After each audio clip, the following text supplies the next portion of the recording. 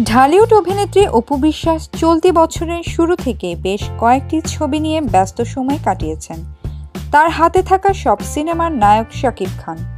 এদিকে মার্চে শাকিব খান শিকারী ছবির জন্য কলকাতায় যাবার পর বেশ কিছুদিন যাবৎ কাজ থেকে দূরে থাকতে হচ্ছে তাকে।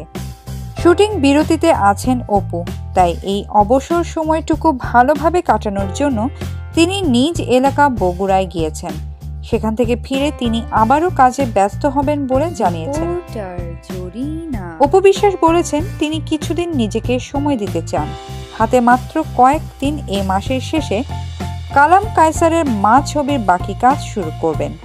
এদিকে আব্দুল মান্নানের পাঙ্কু জামাই ছবির ডাবিং এর কাজও বাকি রয়েছে।